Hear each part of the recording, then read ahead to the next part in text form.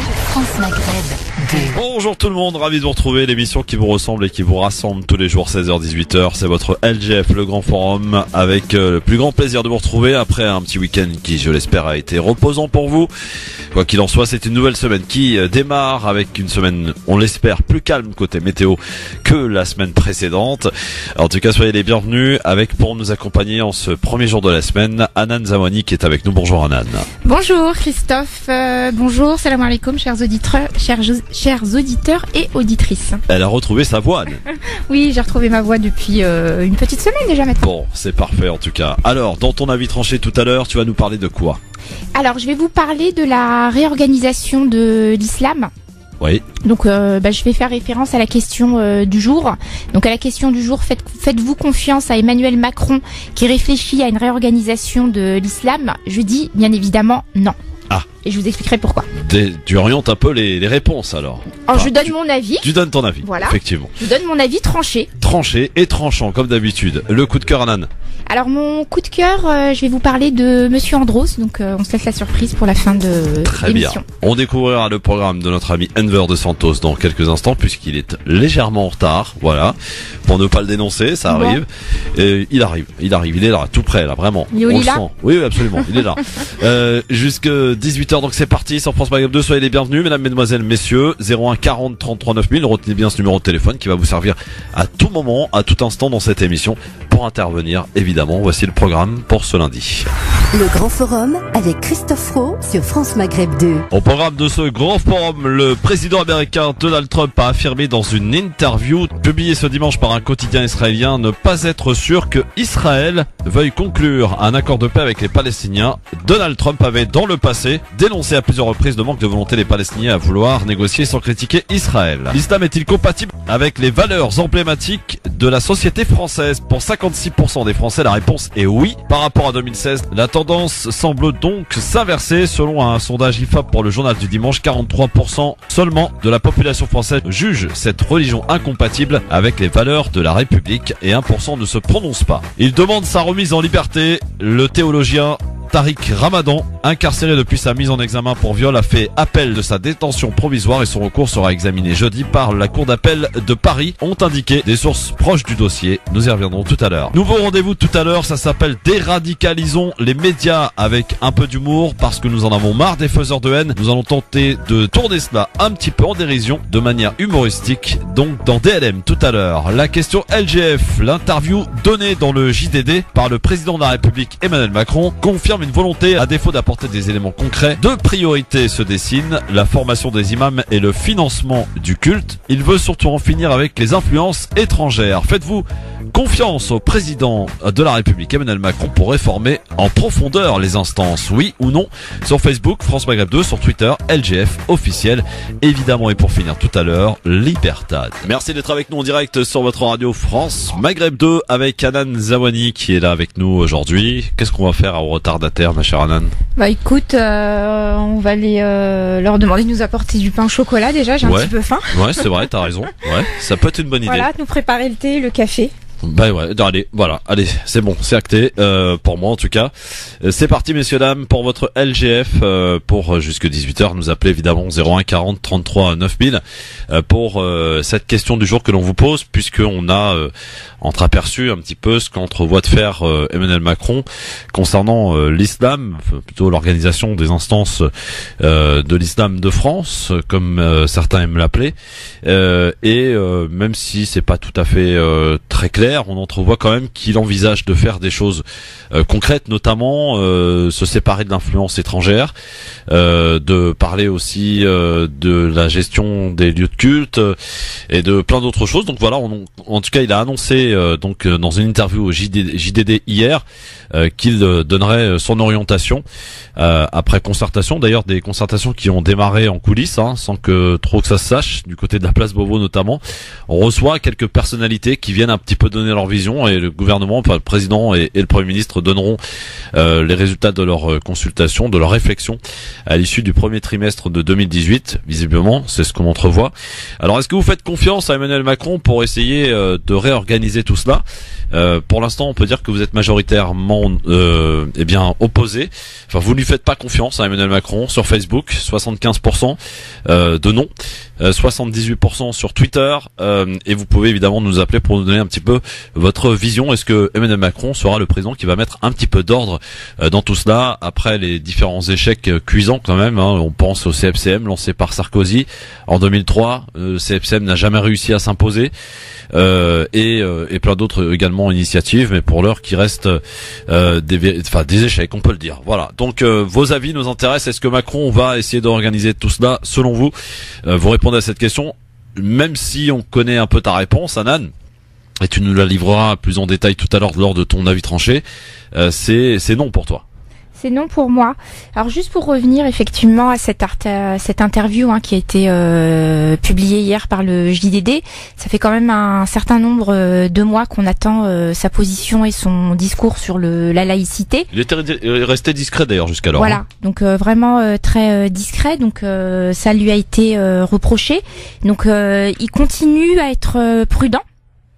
Donc avant de prendre des décisions, en tout cas sur la laïcité, la stratégie c'est de se dire aujourd'hui on a à réorganiser effectivement le culte musulman.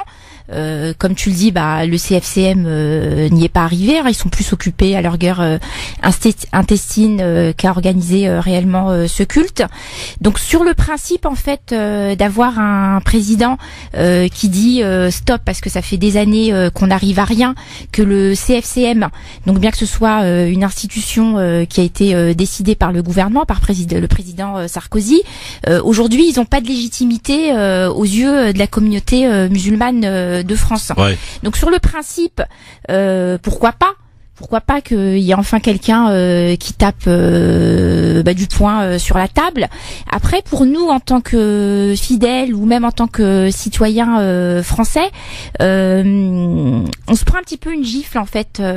On se dit mince, ils y sont pas arrivés. Alors ça met pas en cause notre responsabilité, mais nous en tant que citoyens et fidèles, moi cette annonce en fait ça m'a fait l'effet d'une humiliation. Voilà, de me dire le culte musulman c'est quelque chose normalement qui doit être indépendant des affaires de l'État.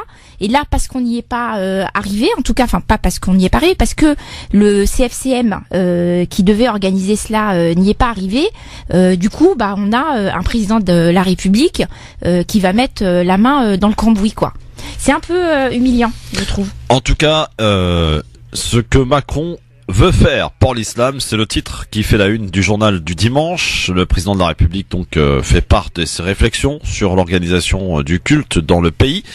Il explique que son objectif est de retrouver ce qui est le cœur de la laïcité, la possibilité de pouvoir croire comme de ne pas croire, et ce afin de préserver la cohésion nationale et la possibilité d'avoir des consciences libres.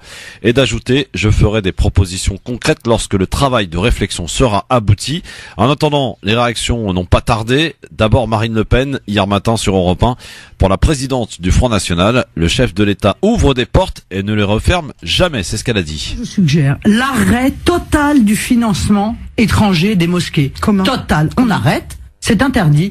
Un pays étranger n'a pas le droit de financer une mosquée en France. Voilà, c'est très clair. Un coup c'est le Maroc, un coup c'est l'Algérie, un coup c'est l'Arabie Saoudite, et j'en passe des meilleurs. D'ailleurs, il n'y a pas que les mosquées, il y a aussi les imams qu'ils envoient. Ça n'est évidemment pas possible. Voilà, pour Marine Le Pen, Anan, elle se concentre uniquement sur l'influence étrangère, j'ai envie de dire. Sur ce point-là, elle a pas tort en fait. Il faut savoir que le financement des mosquées, il provient à 80% des quêtes et des dons effectués par les fidèles, et que le reste vient effectivement de pays étrangers. Donc au Maroc, 6 millions d'euros qui ont financé les mosquées.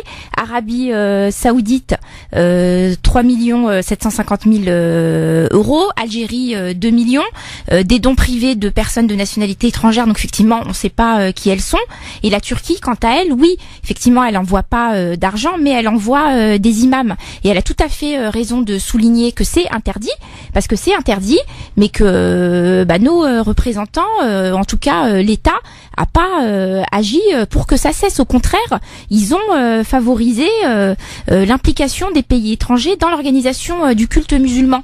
Donc comme elle le dit, Marine Le Pen, elle le dit depuis un certain moment, mais les fidèles et nous, les citoyens, on le dénonce également. Valérie Pécresse, la présidente des Républicains de la région Île-de-France, sur BFM TV hier matin, fustige également Emmanuel Macron. Écoutez ce qu'elle dit, Valérie Pécresse. Très critique, et depuis le début je dis que il fait preuve d'angélisme. À aucun moment il ne dit que la loi de la République est première par rapport à la loi religieuse. Voilà, ça c'est pour Valérie Pécresse, ma chère Alan, auditrice, auditeur. Elle est toujours dans ses provocations idéologiques. Là, si tu veux, elle est en train de clairement dire que l'islam est un problème et qu'on se place, nous, en dehors des lois de la République. Donc j'aimerais bien qu'elle me cite un exemple précis, qu'elle l'étaye. On reste dans des conditions générales, sans jamais apporter de précision, et ça sert ses propres intérêts qui sont de caresser dans le sens du poil les électeurs de la droite, on va dire. Gérard Collomb, lui, sur France Inter, le ministre de l'Intérieur, se déclare favorable à ce que l'État puisse intervenir dans la formation des imams, car pour Gérard Collomb, écoutez ce qu'il dit hier matin. On voit bien que nous avons aujourd'hui un certain nombre de difficultés, tout simplement parce que tout le monde aujourd'hui peut se proclamer imam, et donc faire en sorte qu'on puisse développer les diplômes universitaires qui permettent d'avoir une certaine formation des imams, qui est des imams de la République française. Oui, peut-être faut-il que nous puissions intervenir. Voilà, ça c'était Gérard Collomb, plus précisément sur la formation des imams, cher Anan. Il a pas tort pour le coup, non ? Sur la formation des imams, là, on est en plein dans la question religieuse. Donc, je veux bien que le gouvernement s'y intéresse, mais il paraît qu'on parle d'interdire les prêches en arabe. Au niveau du public des mosquées, on a un public qui parle le français et qui parle l'arabe. Donc, effectivement, pour moi, qui suis maghrébine, qui connaît le dialecte marocain, les prêches en arabe, j'y comprends rien. De là à les interdire, je pense pas non plus que que ce soit une solution. Enfin non.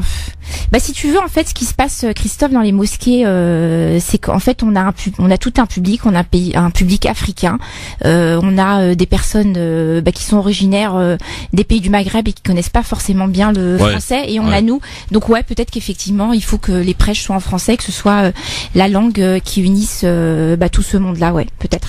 Au 01 40 33 9000 pour nous donner votre avis qui nous intéresse plus que jamais. Je rappelle d'ailleurs que vous pouvez voter sur Facebook France Maghreb 2, sur Twitter LGF officiel, pour savoir si vous faites confiance justement à Emmanuel Macron pour la réorganisation des différentes instances. Alors, pour les réactions, le président du DI, Jean-Christophe Lagarde, a lui estimé que le Concordat pouvait être un moyen de permettre à l'islam de France de s'organiser. Enfin, Emmanuel Macron veut poser les jalons de toute l'organisation de l'islam dans le pays, pour reprendre son expression, d'ici la fin du premier semestre 2018. Voilà pour Jean-Christophe Lagarde, la petite réaction. Sur le Concordat, malheureusement, Christophe, je comprends pas tout à fait ce dont il s'agit. Donc, si on peut me l'expliquer, pourquoi pas. Donc, étant donné que je sais pas, non, je veux pas avoir un avis dessus. Très bien. Alors, on va prendre l'avis de Saïd qui nous appelle au 01 40 33 9000. Bonjour Saïd. Bonjour Christophe, bonjour à vos invités, à tous les éditeurs. Donc, moi, j'interviens à votre question. Oui, est-ce que vous pourriez baisser légèrement votre radio, s'il vous plaît, parce qu'on a un retour qui est assez désagréable, mon cher Saïd. C'est bon, là? Merci, bon, oui, impeccable. Je trouve qu'il y a un faux problème, ça. C'est un faux problème? Qu'est-ce qu'il y a un faux problème? C'est un faux problème, donc c'est comme d'habitude, quoi. Bon, à chaque fois qu'il y a un président qui arrive, il se mêle de ce problème-là. Le problème majeur d'abord des Français, y compris les musulmans, c'est autre chose que ça. Moi, je m'en fous des imams, moi. J'ai pas besoin d'un imam, moi. Mais de la mosquée aussi. Vous avez besoin de quoi, Saïd? Qu'est-ce qui vous préoccupe? Ce qui nous est prévu, c'est des institutions, des écoles, des universités, qui concernent tout le monde, d'abord. Ouais. Améliorer la situation de nos jeunes, que ce soit musulmans, français ou X ou Y. Donc pourquoi à chaque fois, c'est l'islam. Donc maintenant, ça y est, maintenant, celui qui veut s'instruire l'islam, maintenant, il y a les moyens technologiques, hein. Vous n'avez même pas besoin d'aller voir un imam, hein. Bah, Oui. c'est bien ça le souci. Encore qu'il faut faire Saïd. attention quand même, hein. Parce qu'effectivement, si on s'instruit par nous-mêmes, le premier canal où on va aller, c'est les sites, c'est Internet. Oui. Donc Et sur parfois, Internet, on a YouTube. Et là, effectivement, on a quand même des choses qui sont pas à laisser entre les mains de tout le monde. Ouais. Oui. Donc non, si on doit étudier l'islam, déjà on l'étudie auprès de ses parents. Qui ont peut-être une vision beaucoup plus mesurée que ce qu'on peut entendre sur YouTube, et que l'apprentissage d'une religion, il faut un enseignement qui soit délivré par un professionnel. Après, peut-être que vous, oui, en tant que vous en avez pas forcément besoin, mais aujourd'hui il y a aussi toute une génération qui effectivement a besoin de comprendre l'islam, surtout qu'on est dans une période où on donne une mauvaise image de l'islam, et que la seule image qu'on retient, c'est une image violente apparentée au terrorisme et aux attentats. Ouais. Justement, excuse-moi. Oui, je vous écoute. Justement, pour être un bon musulman, on n'a pas besoin d'apprendre l'arabe. C'est un échec total, l'enseignement de l'arabe en France. C'est un échec total. Ça fait 30 ans. Ouais. Ça fait 30 ans qu'on parle de même problème. Il faut oublier ce problème-là. On n'a pas besoin. Nos enfants, ils ont besoin des universités. On est d'accord. Ils ont besoin d'un bon avenir sûr, des métiers Bien sûr, d'avenir. oui. Ouais. Mais Saïd, l'arabe c'est quand même la langue, de l'islam, donc c'est quand même un minimum que d'apprendre l'arabe, quoi, non? Je sais pas, moi. Je me pose. Vous savez lire l'arabe? Vous savez, l'Inde est le plus grand pays du monde musulman. L'Indonésie. Vous comprenez pas l'arabe, oui. Merci Saïd pour votre avis. En tout cas, on a bien compris que les préoccupations de Saïd sont pas franchement. C'est des préoccupations économiques et sociales, et il a tout à fait raison. Maintenant, le fait religieux et spirituel, il est important pour une population qui pratique à 70% en France. Vos avis, vos appels au 01 40 33 9000 sur ce grand chantier qui risque de faire couler beaucoup d'encre, je pense, d'ici la fin de ce premier semestre de cette année 2018, où sera annoncé effectivement par Emmanuel Macron les réformes qu'il entend mener.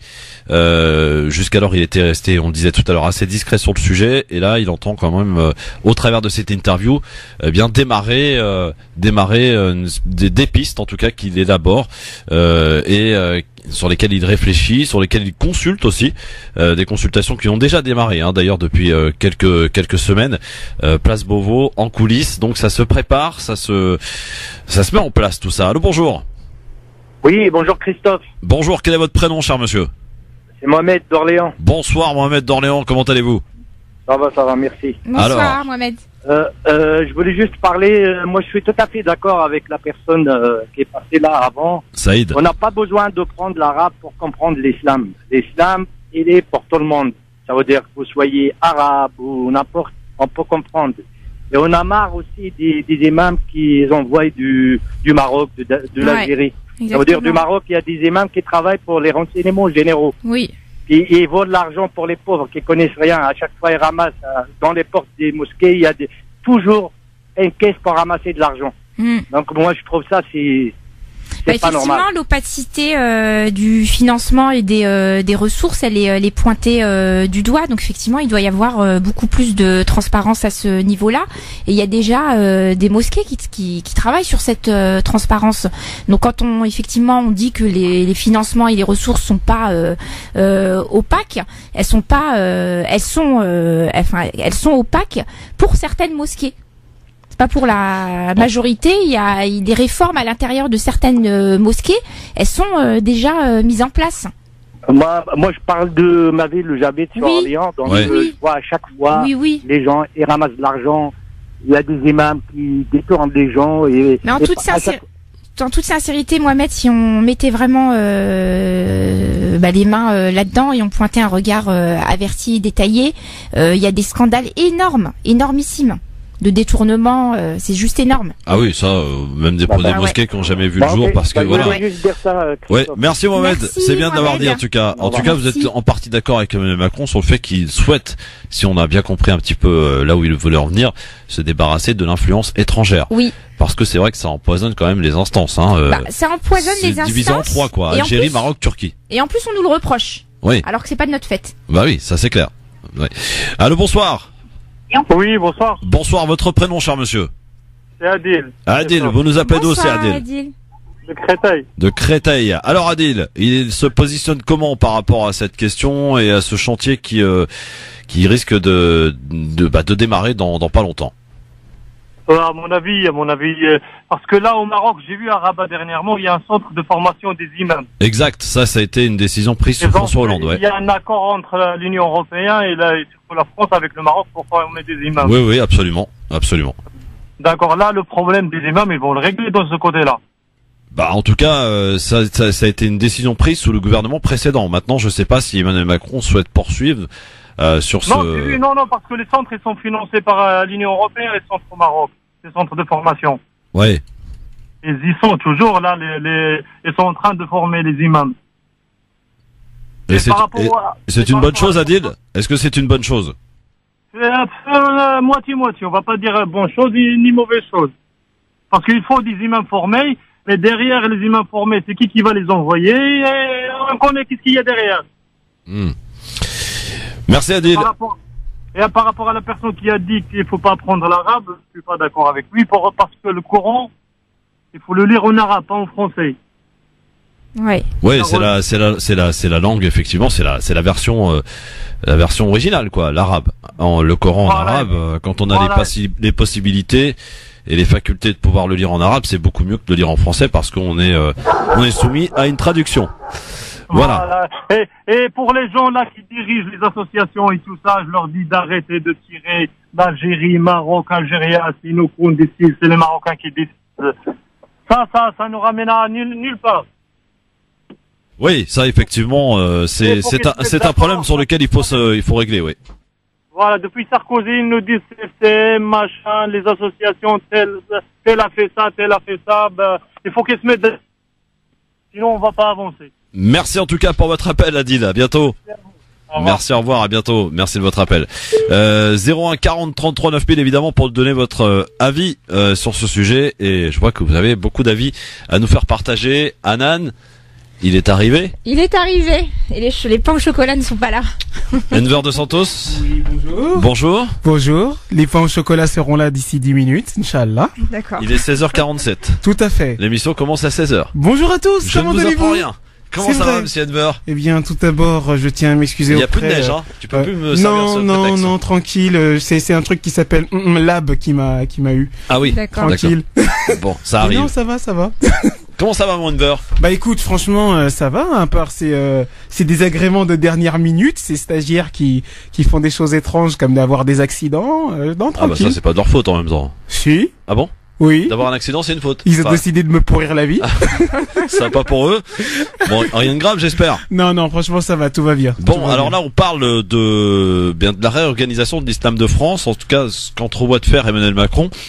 Dans une interview hier dans le JDD, il a commencé à parler effectivement de ce grand chantier qui s'annonce pour avant la fin de ce premier semestre 2018, où il entend proposer des choses pour réorganiser les instances. D'où la question du jour: est-ce que vous faites confiance au président Macron? Pour l'heure, aussi bien sur Facebook que sur Twitter, ils sont en grande majorité à dire non. Et les auditeurs sont un petit peu partagés, mitigés. Tiens, on va prendre un nouvel appel avant la pub. Bonjour. Allô? Oui, bonjour, quel est votre prénom? Oui, c'est Hassan d'Épinay. Bonjour Hassan d'Épinay. Comment ça? Vous allez bien? Ça va très bien Hassan, on t'écoute. Alhamdulillah. Moi, comme disais, j'ai oublié le prénom de ta collègue. Hanan Zawani. Je trouve que c'est une forme on n'a pas réussi vraiment à gérer notre propre culte. Oui. C'est-à-dire que nos autorités n'ont pas été à la hauteur. Donc, on peut dire le CFCM ou même, on va dire, les autorités, entre guillemets, représentatives Et ce qui me gêne aussi, c'est que il y a une forme d'ingérence de l'État lorsque on dit que il faudrait ne pas faire les prêches en arabe. À ce qu'on va dans les synagogues demander aux gens de confession juive de pas faire on va dire leurs prières en hébreu. Je trouve que c'est une forme d'ingérence. Les prières, c'est autre chose. Les prières, on peut pas les changer. On peut pas les changer.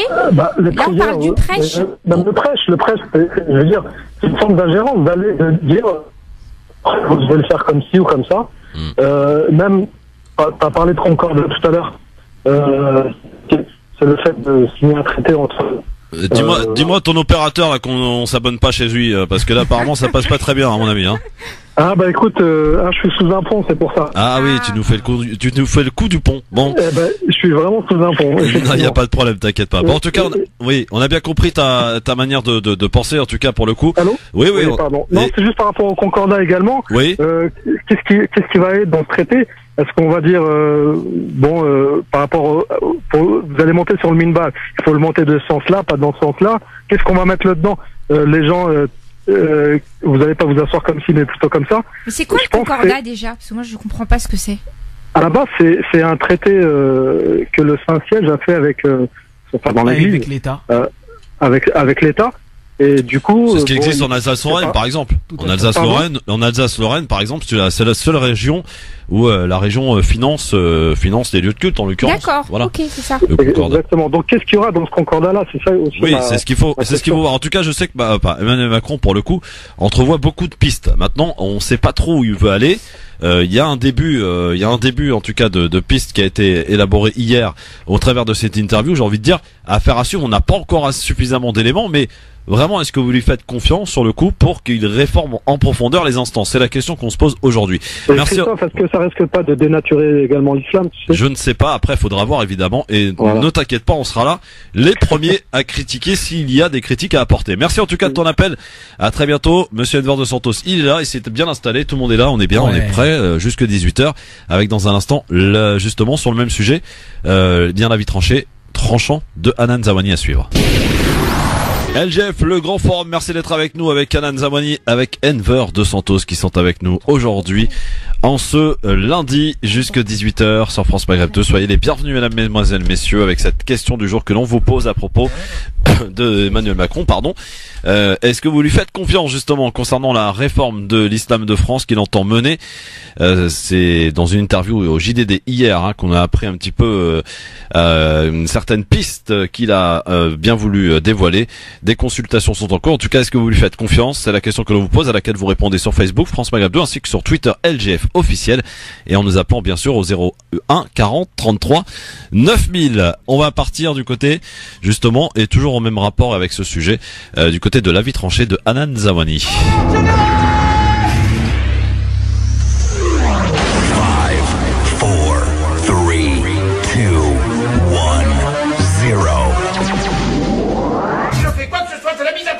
Alors piétinez-moi, allez-y. Un avis tranché et tranchant sur le sujet, ma chère Hanan. Tout à fait. Alors à la question du jour, faites-vous confiance à Emmanuel Macron qui réfléchit à une réorganisation de l'islam ? Je dis bien évidemment non. Et mon nom tient en deux noms. Gilles Kepel et Hakim El Karaoui, les deux qui susurrent à son oreille. Alors commençons par Gilles Kepel, islamologue. Je vous fais le rappel de ses positions car leurs conséquences politiques ne sont pas minces. Comme le rappelle Olivier Roy, autre islamologue, si on suit Kepel, tous les musulmans français forment potentiellement une 5e colonne de Daesh. C'est notre désaccord de fond. Pour prouver son point, il islamise tout ce qui vient des secondes générations de musulmans. Par exemple, il a déclaré que le Bondi Blog, le média en ligne créé en 2005 pour raconter la France de la diversité ethnique, était tenu par les frères musulmans. Ce qui est aberrant, je rejoins entièrement Olivier Roy. Alors premier conseil, Monsieur le Président, si vous voulez que les concernés par cette réorganisation daignent vous prendre au sérieux, changez immédiatement de conseiller. Oui, comme le défend Olivier Roy, les attaques terroristes dont la France a fait l'objet trouvent aussi leur source dans une forme de révolte générationnelle liée à une radicalisation de la jeunesse dans les banlieues. C'est l'islamisation de la radicalité selon sa propre expression. Je me pose la question d'un choix du choix d'un Gilles Kepel comparé à un Olivier Roy? Auriez-vous du mal à assumer une responsabilité de l'État qui, en mettant au banc de la société les banlieues françaises, a aussi contribué à créer des monstres schizophrènes, trouvant pour prétexte l'islam pour assouvir leur soif de vengeance? Passons maintenant à votre second conseiller, Hakim El-Karaoui, directeur de l'Institut Montaigne et créateur du club du 21e siècle. Et là, ça va être vite plié. J'ai beaucoup de mal à accepter que mon président soit conseillé par une personne qui tenta de sauver la peau de Ben Ali en lui prodiguant quelques conseils intéressés les jours précédant son départ, alors même que le régime réprimait dans le sang les manifestations pacifiques de la révolution tunisienne. Ayant échoué, on le retrouve aujourd'hui à vos côtés. Alors, Monsieur le Président, vous annoncez que votre méthode, c'est d'avancer touche par touche. Je ne saurais que trop vous conseiller de mettre Kepel et El-Karaoui sur la touche, de vous ouvrir au regard intérieur de ceux qui comprennent la France et les banlieues françaises parce qu'ils y sont nés et y ont vécu. Votre choix de prendre comme référence à votre réflexion un conseiller dictateur restera une tâche imperméable à laquelle nous ne pourrons adhérer. Pour le reste, et durant vos 6 mois de travail, gardez bien en tête qu'une réforme gagne sa légitimité auprès du peuple, et si le peuple concerné la désavoue, la réforme n'aura servi à rien. Merci beaucoup Anan. Vos appels 01 40 33 9000 pour nous dire si vous êtes d'accord ou pas d'accord. Tiens, on accueille Adil. Bonjour Adil. Oui, bonjour Christophe, bonjour à tous les auditeurs. Adil nous appelle d'où ? De Paris. De Paris. Alors, est-ce que notre ami Adil est d'accord ou pas d'accord avec Hanan Zawani pour son avis tranché, Adil? Alors, vous m'excuserez, j'ai pas tout entendu puisque au moment où elle était en train de parler, j'étais en train de me concentrer sur ce que j'allais dire. Ah. Et, en gros, ce que j'ai compris, c'est que elle se méfie en fait, elle n'était pas d'accord en fait avec ce que proposait Emmanuel Macron. C'est bien ça ou... Non, pas vraiment. C'est qu'elle se pose des questions concernant les personnes qui conseillent Emmanuel Macron sur le sujet. C'est que là, en fait, on a deux. Là, ce qui se passe, c'est qu'on a 2 conseillers. Comme le relais, le JDD, puis comme le met en avant aussi Emmanuel Macron, qui sont Gilles Kepel, qui est un islamologue qui a une position et une vision sur la radicalisation qui pour moi n'est pas pertinente, et on a un autre conseiller qui est brillant, on peut le dire, mais qui par contre a eu des appointances à un moment avec un dictateur, l'ancien dictateur Ben Ali. Donc je me pose la question d'un point de vue de l'éthique, qu'est-ce qu'un conseiller de dictateur fait aux côtés de Emmanuel Macron, et comment on peut nous lui apporter une légitimité, quoi. Ouais, je pense que je suis assez d'accord avec vous. Je pense que ça va devenir un peu schizophrène. Exactement. Parce que il y a une chose en fait que j'ai pas bien saisi, parce qu'on nous a toujours dit, en tout cas c'est ce qui prévaut dans la démocratie française, où il y a une séparation entre l'État et le fait religieux. Et aujourd'hui, moi j'ai l'impression que c'est une contradiction.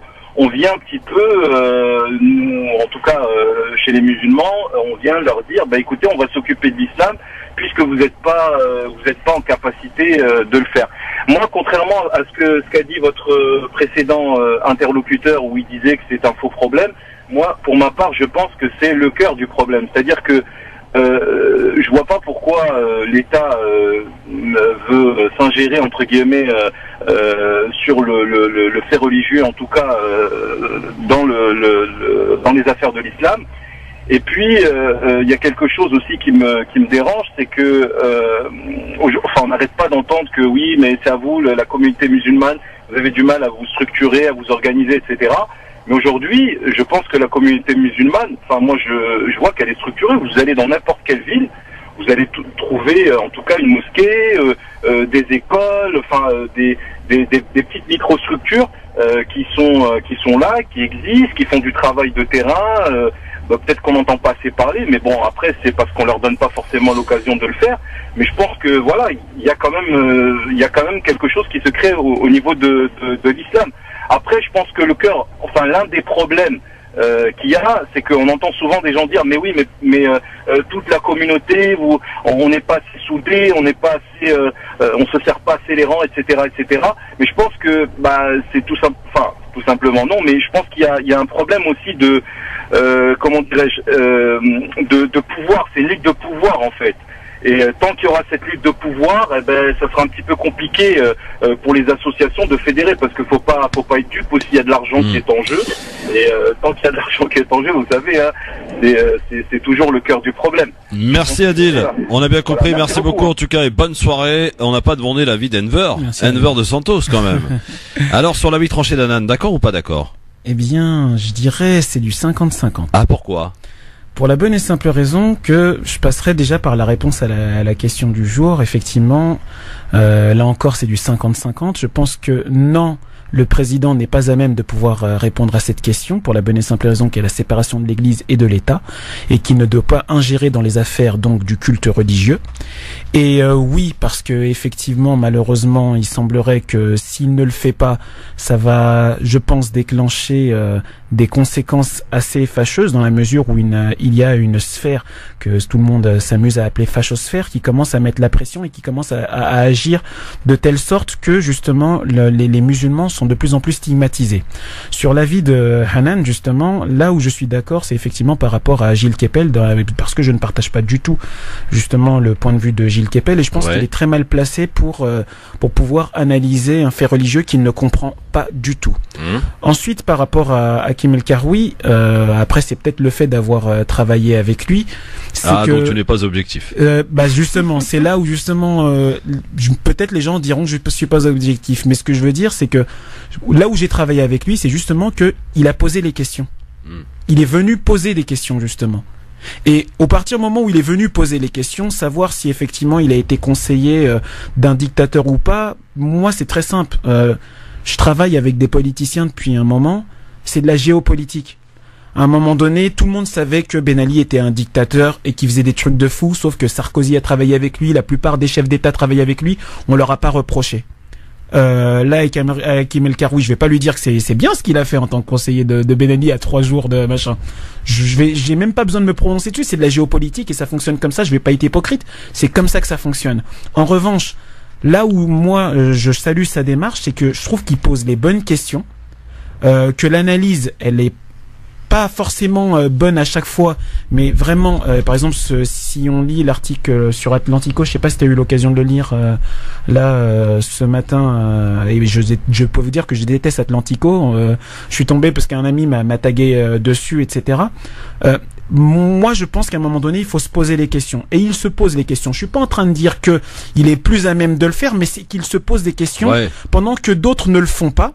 Et les réponses qu'il apporte, à un moment donné, en tout cas, moi, je pense que les réponses qu'il essaye d'apporter, en tout cas, elles sont moins violentes que le tout un chacun qui essaye de placer du Chalgoumi ici, qui essaye de placer du Kepel ici, qui essaye de... Parce que pour moi, ce sont vraiment deux personnes différentes, bien qu'étant dans la même sphère, on va pas se mentir, ils sont dans la même sphère, justement, Institut Montaigne, etc., c'est le même réseau, mais la réalité, c'est que pour moi, l'analyse, elle est complètement différente. Et honnêtement, en ayant lu le rapport, et j'invite les gens à appeler qui ont lu le rapport, justement, son premier rapport sur la question de l'islam, il répond à certaines questions. Parce que oui, on est désordonné chez les musulmans. Oui, on se bat tous pour le pouvoir. Alors, il faut arrêter de dire qu'on est désordonné. Mais justement, je vais venir. Mais le problème, c'est que qu'on soit désordonné ou pas, toutes les communautés religieuses le sont. Sauf qu'on n'intervient pas dans les communautés religieuses pour leur dire, vas-y, alors vous, chez les juifs, il y a ceux qui sont pro-sionistes, ceux qui sont pro-Israël, ceux qui sont pas pro-Israël, ceux qui sont pas pro-sionistes. On n'intervient pas. Et c'est pareil chez les catholiques, etc. Moi, je pense qu'à un moment donné, ceux qui doivent se poser les questions, c'est la communauté musulmane elle-même qui doit se remettre en question.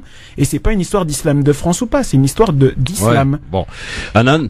Ouais, juste pour reprendre, oui, il est extrêmement extrêmement choquant qu'aujourd'hui un conseiller qui est ses entrées auprès du président de la République ait été un conseiller d'un ancien dictateur, géopolitique ou pas. J'assume pleinement ma décision, j'assume pleinement mon avis. Concernant Hakim El Karaoui, donc comme tu l'as précisé et à juste titre, ils évoluent au sein des mêmes sphères. Donc il est créateur effectivement du club du 21e siècle, qui compte tout un tas de politiques, dont Rachida Dati, Fleur Pellerin, etc. Donc si tu veux, tout ce beau monde-là évolue au sein des mêmes sphères, et que aujourd'hui le souci qu'il y a et qui va se reposer à nouveau, c'est que si on est organisé au niveau de la communauté française, si on a des véritables penseurs, et que ce que prône, en tout cas les conseils que donne Hakim El Karaoui à Emmanuel Macron sur le financement du halal et d'autres conseils, moi personnellement je les ai lus ailleurs, je les ai lus chez Asdine Gassi. Donc aujourd'hui, pourquoi est-ce qu'on de la mosquée de Villeurbanne. Voilà, aujourd'hui pourquoi est-ce qu'on fait pas appel à ces véritables acteurs qui sont ancrés sur le territoire français, qui sont nés en France et qui n'ont pas grandi dans la haute diplomatie, voilà, qui ont les paramètres en fait, qui comprennent qui nous sommes et ce dont on a besoin. Pourquoi est-ce qu'on fait pas appel à eux? Bah justement, c'est bien là où en fait, c'est pour ça que moi quand je donne mon avis sur Hakim El Karaoui, c'est parce que justement, c'est ce qui s'est passé, c'est que moi, je lui ai présenté moi-même, et je m'engage aujourd'hui, je le dis, j'ai présenté à Hakim El Karaoui justement des gens de la communauté qui ne sont pas avec une cuillère d'argent dans la bouche, etc., ni rien du tout, des gens de la communauté qui agissent au sein de la communauté. Après, je suis pas en train de faire un jugement sur ce que fait Hakim El Karaoui, loin de là. Ce que j'essaie simplement de dire, c'est que par exemple, moi, je connais d'autres personnes, par exemple comme Rachid Benzine, comme d'autres personnes, je sais pas, il y en a plein.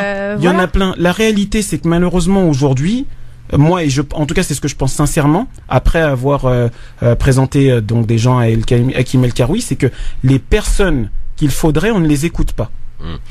On les écoute pas. Ces personnes-là, on les écoute pas, elles ont pas la parole. On va prendre l'avis de Karim, si vous permettez. Karim qui nous appelle de Paris. Bonjour Karim. Oui, bonjour monsieur. Bonjour Karim, soyez le bienvenu. Votre avis? Moi, je suis un petit jeune de la banlieue parisienne. Et il se trouve que je suis tombé un petit peu par hasard sur votre émission, et la question qui est posée m'intéresse. D'un côté, je ne sais pas quelles sont les intentions de Monsieur le Président, Monsieur Macron, mais je pense que ces intentions ne sont pas assez différentes des intentions qu'avait Monsieur Sarkozy lorsqu'il était président de la République, où il était véritablement engagé sur cette question-là des musulmans et surtout de l'identité française. Et moi, je trouve marrant qu'on en parle encore de ces questions-là, comme si Monsieur Sarkozy ou encore son collègue Monsieur Macron ont des bonnes intentions envers la communauté musulmane qui vit en France. Je dis ça pourquoi? Parce que les musulmans, ils sont en France depuis 3-4 générations. Et malheureusement, ceux qu'on montre à la télé autant que représentants de la communauté musulmane, qui pour moi, qui est parfaitement intégrée, parce qu'on en voit aujourd'hui des musulmans dans toutes les fonctions, je dirais, dans toutes les fonctions, je dirais stratégiques. Enfin, ils sont bien intégrés, à part la petite question des jeunes de la banlieue qu'on a un petit peu laissé de côté pour d'autres raisons, mais en tout cas c'est juste pour dire que les représentants, les personnes qui parlent au nom des musulmans, c'est intelligent pour les musulmans justement. On a des gens comme Chalgoumi contre qui j'en ai rien, mais c'est véritablement une personne qui ne maîtrise pas.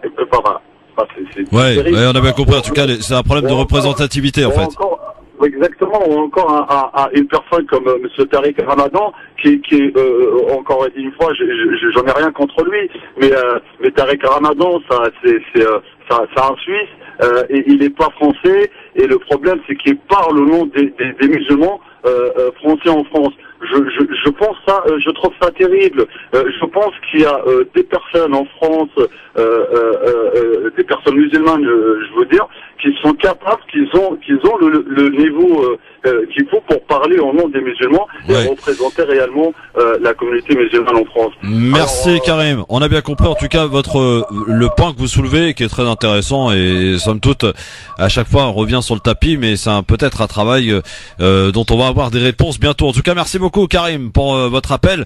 En tout cas, vous pouvez continuer de répondre à cette question. Tiens, on peut juste regarder, voir si ça a bougé un petit peu sur Facebook, sur Twitter, ma chère Anan. Alors on était à 75%. 75% sur Facebook et sur Twitter, je te dis ça tout de suite. France Maghreb 2 pour voter sur Facebook et sur Twitter, LGF officiel.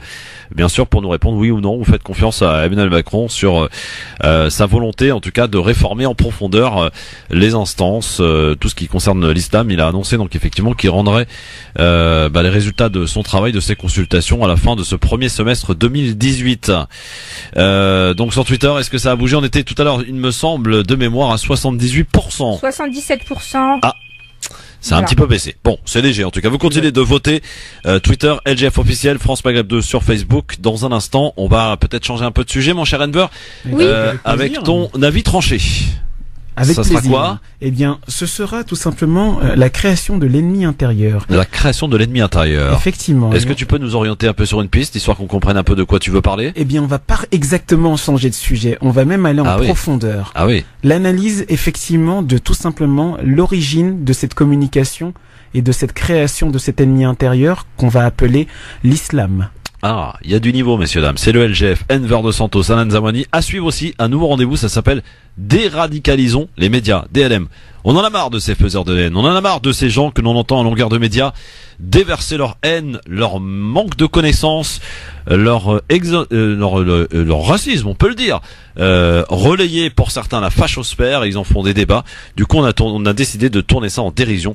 Ça s'appelle Déradicalisons les médias. On vous en reparle dans un instant. Ne loupez pas, c'est la première. Donc voilà, comme chaque première, il y a toujours des petites choses à régler. Donc voilà, c'est dans un instant. On parlera aussi de Donald Trump. Alors Donald Trump qui joue un coup il dit que les Palestiniens veulent pas la paix, un coup les Israéliens, enfin on a du mal à comprendre. On parlera aussi de ce sondage concernant, c'est intéressant de voir que la tendance s'est un peu inversée par rapport à 2016.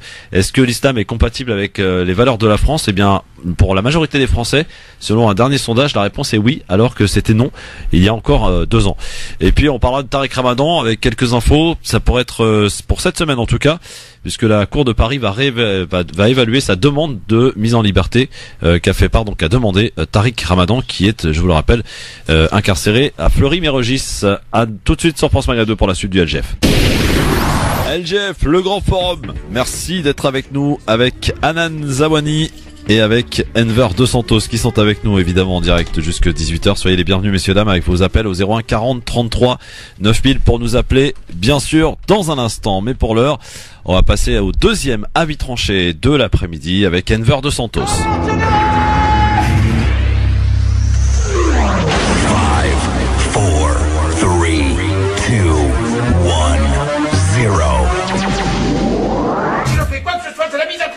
Alors piétinez-moi, allez-y! Enver, le titre est assez flou, du coup on a hâte d'écouter ce que ça donne. Alors effectivement, la création de l'ennemi intérieur. Pourquoi la création de l'ennemi intérieur? Pour la bonne et simple raison que depuis plusieurs semaines, on assiste à, je dirais, un procès en bonne et due forme d'une victime non coupable, ou plutôt d'un assassin non coupable, qui devient par ailleurs victime. Cet assassin non coupable, c'est justement la religion musulmane. La religion musulmane, que certains appelleront l'islam de France, est devenue l'ennemi. Comment? Eh bien, à force de tout simplement taper là où ça faisait mal, c'est-à-dire partout. Partout. Pourquoi? Pour pouvoir l'abaisser, ou pour pouvoir tout simplement la diminuer, pour pouvoir faire en sorte qu'elle disparaisse du paysage français. Je vais vous donner un exemple très simple. On va prendre le cas de l'affaire qui a secoué donc les médias depuis bien longtemps. Eh bien, l'affaire Ménel. L'affaire Ménel, certains vont dire qu'elle a débuté parce que, voilà, la fachosphère a fait ci, la fachosphère a fait ça, ou tel groupe sioniste a fait ci ou a fait ça. La réalité, c'est que Ménel, Ibtissem, a participé à une émission qui s'appelle The Voice et qui fonctionne sur le principe de la surprise. La surprise est laquelle? Eh bien, les jurys n'entendent pas et ne voient plutôt, entendent et ne voient pas justement le candidat. Ils ne voient pas le candidat et ce candidat, eh bien, lorsqu'on le voit, on est ébahi. Pourquoi? Parce qu'il y a une voix magnifique qui est collée à une image. Cette image, c'est quoi? Eh bien, ici, l'image, c'est le voile, qu'on essaye d'appeler turban, etc. Appelons un chat. Ici, c'est un voile. La jeune fille, donc, est de religion musulmane. Elle l'a dit après. Elle porte un turban. Et les gens préfèrent l'appeler turban pour pas choquer, mais un voile est un voile. Hijab, djilbab, c'est un voile. La réalité, c'est que justement, à partir du moment où on a vu qu'elle portait ça sur la tête, elle est devenue l'ennemi. L'ennemi parce qu'elle est représentative, donc, de quelque chose qui est censé disparaître. Quelque chose qu'on n'est pas censé voir. Comme à une certaine époque, eh bien, on n'était pas censé voir la kippa. Comme à une époque, on n'était pas censé voir que, justement, certains s'adonnaient à telle ou telle religion. Le problème, c'est que nous sommes au 21e siècle. Et cet ennemi intérieur, malheureusement pour vous, c'est là où il va falloir faire très attention. Car, si vous pensez que par ennemi intérieur, je vais dire quelqu'un qui déteste la France, non, votre ennemi intérieur aime la France. Parce que justement, ce citoyen, et je dis bien ce citoyen français, est français. Et sa religion le concerne, elle lui appartient, et ce français commence à s'interroger, à s'informer, mais surtout à être prêt à se défendre. Donc, cet ennemi intérieur, il est parmi vous et il semblerait qu'il est éduqué. Et comme il est éduqué, il va répondre de toutes ses forces à toute attaque. Merci Enver de Santos pour cet avis tranché. Eh bien, vous pouvez nous donner votre avis. Vous êtes d'accord ou pas d'accord avec Enver de Santos? 01 40 33 9000. On va peut-être demander l'avis d'Anan sur le coup concernant cet avis tranché qu'elle a écouté attentivement, j'en suis sûr. Et alors juste petite précision, un voile est un voile, femme voilée. Moi, j'ai du mal encore avec ce terme-là. Utilisons le terme foulard Enver, voilà. Concernant l'avis tranché, bah oui, tout à fait d'accord avec toi, Christophe. Aujourd'hui, pour en revenir à Ménel, elle a subi un acharnement médiatique et politique. Exactement. On a pris pour exemple, on va dire, le fait d'un tweet dit complotiste, mais derrière les discours qu'on a entendus et ceux qui ont amené débat, voire dispute sur les plateaux, c'est bien la question du foulard, du voile, comme ils disent, signe d'oppression. Donc voilà, juste mon petit mot sage. Et donc par découlement de la religion. Et le problème, c'est que c'est qu'on l'appelle foulard, voile. Moi, je peux lui donner tous les noms que vous voulez, mais c'est vraiment la réalité, c'est que on est en train de stigmatiser une population française qui n'a rien demandé à part pratiquer sa religion. Comme je l'avais dit dans un précédent avis tranché, les personnes qui sont justement menacées, qu'on force justement à pratiquer une religion sans leur autorisation, il y a des lois pour les protéger. Et il y a des personnes au sein justement des administrations, mais également au sein des endroits où elles vivent, qui peuvent repérer ces personnes qui sont en danger. Alors, moi je veux bien qu'à un moment donné, on dise que, l'islam soit totalitaire, etc. Mais sur quoi se fonde-t-on? La plupart des gens qui disent, comme Rioufol, sont sur une méconnaissance totale de cette religion. Nous accueillons Majid avant le DLM, avant le déradicalisons les médias. Majid, bonsoir. Oui, bonsoir. Majid du 77. Je vois que vous parlez de Ménel. Moi, j'ai appelé, j'écoutais pas la radio, j'ai appelé comme ça parce que je suis un peu en colère. Je veux partager avec vous une information. Oui. Comme quoi la politique française envers le conflit syrien n'a pas changé, même s'il y a eu changement de gouvernement, changement de parti, parce que demain le 13 février, l'Assemblée nationale va recevoir les casques blanches à l'Assemblée nationale. Les quatre quoi? Invité par Monsieur Philippe Chalumeau, qui porte bien son nom.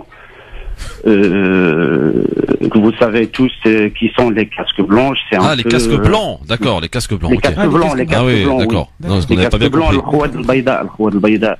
c'est un peu la protection civile d'Al-Qaïda à Idlib, quoi. Ils sont tout le temps glorifiés par les chefs d'Al-Qaïda, honorés, ils reçoivent des prix d'Al-Qaïda. Et là, ils sont reçus en France, dans l'Assemblée nationale. C'est même pas l'Élysée, c'est même pas Matignon, c'est les représentants du peuple, quoi. D'accord. Et moi, je trouve ça scandaleux. Je sais pas ce que vous en pensez. Bah écoutez, on va se renseigner pour le coup, et puis on n'y manquera pas d'y revenir. Restez avec nous et n'hésitez pas à nous rappeler, mon cher Majid. Merci en tout cas de nous avoir signalé cette info. Bon, si on rigolait un petit peu, rigolons, parce que il y en a un peu marre de tout ça quand même, de tous ces faiseurs de haine, de toutes ces émissions qui nous empoisonnent un petit peu notre quotidien. Du coup, on a décidé, de voir les choses d'une autre manière, plutôt que de se faire passer sans cesse pour des victimes. On va maintenant tourner ça en dérision et on va remettre des prix. Amis auditeurs, auditrices, vous allez participer. Attention, écoutez bien, c'est l'heure de Déradicalisons les médias DLM. Ce qui est terrible, c'est la connerie des journalistes. Déradicalisons les médias.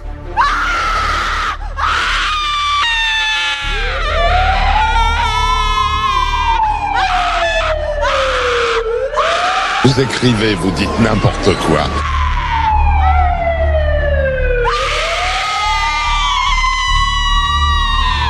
Essayez de travailler avec vos mains et votre tête.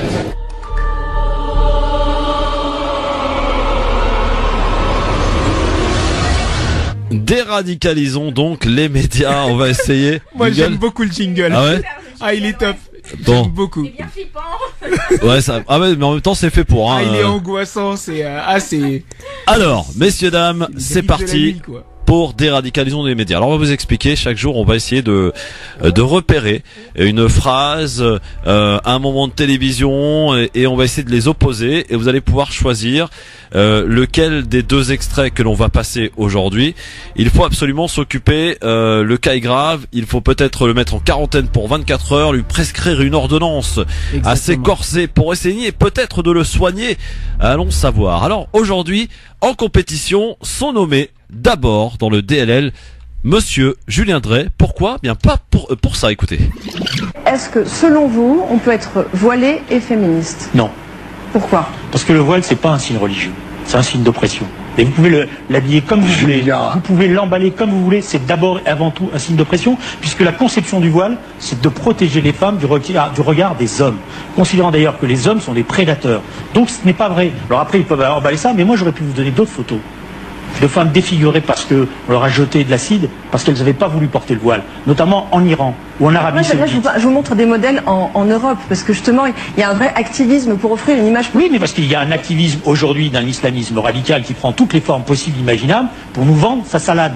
Bon, on n'est pas obligé de tomber dedans. Mais moi, ce que je comprends pas, c'est que donc, du coup, vous estimez que les femmes qui portent le voile n'ont pas de libre arbitre. C'est ça. Mais elles ont peut-être des libres arbitres. Vous savez, il y a des tas de gens c'est ce qu'on appelle l'oppression, qui n'ont pas conscience de la réalité dans laquelle elles sont. Mais la réalité du port du voile, je m'excuse, reste toujours la même du point de vue de sa signification. Et alors, après, on peut l'habiller comme on veut. Moi, je respecte les individus, je comprends des fois les problèmes. Quand j'étais député de l'Essonne, j'avais plein de jeunes filles de cité qui me disaient, je le porte, tu sais pourquoi? Pour avoir la paix. Julien Drey pour ce premier extrait. Très beau candidat, beau candidat. Beau candidat. Oui, très beau candidat. Alors, opposé à un animateur d'une émission sur CNews, Monsieur Pascal Praud. Ça s'est passé vendredi matin lorsqu'un des chroniqueurs intervenant dans cette émission, parlant de l'affaire Ménel, soulève un petit parallèle avec Amir. Et écoutez de quelle manière Pascal Praud a coupé tout simplement l'intervenant. Pascal Praud, attention, nominé face à Julien Drey, qui va gagner? Attention, réponse dans un instant, Pascal Praud. Bélir Nabli. Oui, non, simplement pour dire que le fait de porter un voile, a priori, n'est pas un signe politique et relève d'une liberté individuelle. Et si on devait écouter notre cher journaliste du Figaro, finalement, on pourrait interdire une liberté. Autrement dit, sa position est liberticide. Elle est même contraire à l'état de droit, puisque finalement, la jeune demoiselle avait bien le droit et la liberté de porter ce voile. Aussi à cause de quelqu'un qui l'avait gagné et qui avait, je crois qu'il s'appelle Amir, et qui précédemment a fait son service militaire dans l'armée israélienne, qui n'est pas n'importe quelle armée, qui se dit armée la plus morale du monde, mais qui, de fait, juridiquement, une armée d'occupation militaire. Non mais on s'éloigne. C'est de la politique. Ah non, justement. C'est de la politique. Non, mais on parle de politique ou pas? Et voilà. Donc on a un ancien soldat on a un ancien soldat d'une armée d'occupation militaire. Mais les gens savent même pas de quoi vous parlez. Mais non. Mais si vous connaissez Menel, vous connaissez Amir, je vous suis. Et qui donc a exercé dans une armée d'occupation militaire qui poursuit pour des affaires internationales. On va parler des tuches. Personne n'en parle médiatiquement. C'est bien ça le problème. Et c'est à cause de cela. C'est pas un complotiste, je vous parle. Non mais Pascal Praud qui est affronté donc aujourd'hui à Julien Drey. Vous avez écouté les extraits, maintenant c'est à vous de voter. Alors, pour qui il faut absolument une ordonnance là d'urgence, Enver? Écoute, moi sincèrement, je pense que l'ordonnance... Ça veut dire qu'il revient demain, hein. Attention. Je pense que l'ordonnance, il faudrait l'attribuer à monsieur Julien Drey. Julien Drey pour toi? Et oui, parce que je pense que Sœur Emmanuelle Lavoilée doit avoir de connexions incroyables avec l'oppression. Elle devait être incroyablement oppressée pour avoir porté son voile pendant toute sa vie. Donc je pense que Julien Drey doit avoir une ordonnance. Oui. Anan, pour qui on délivre une ordonnance d'urgence? C'est une quarantaine de 24 heures. Alors une quarantaine de 24 heures, moi pour Julien Drey aussi. Voilà, donc je vais un petit peu intellectualiser ma réflexion. Il s'agit là quand même d'un député PS qui prend la parole devant des millions de Français et qui pousse en réalité et qui appelle à la stigmatisation des femmes qui portent le foulard. Donc carton rouge. Donc Julien Drey porte les deux. 01 40 33 9000. Vous avez une petite minute à peine pour nous dire pour qui il faut absolument prescrire une ordonnance d'urgence. Et puis je rajoutais un argument justement par rapport à cette schizophrénie d'ordonnance, et c'est pour ça que je la doublerai cette ordonnance. Le mec est schizophrène parce qu'il a quand même fait partie de Touche pas à mon pote pendant très très longtemps. Touche pas à mon pote qui est censé être à l'origine, et avec SOS Racisme et tous ces groupes justement défenseurs des libertés, donc de ces jeunes femmes qui portent le voile et qui veulent pratiquer leur religion et autres, etc. Donc je pense on est au-delà de la schizophrénie, et donc je pense que Julien Drey est un très bon candidat pour cette ordonnance. En tout cas, mesdames, messieurs, on a mis tout en œuvre pour essayer de soigner tout cela, pour essayer de retrouver de la paix. De la paix, messieurs, dames, on en veut de la paix, du bon vivre ensemble. Redouane, Julien Drey ou Pascal Praud?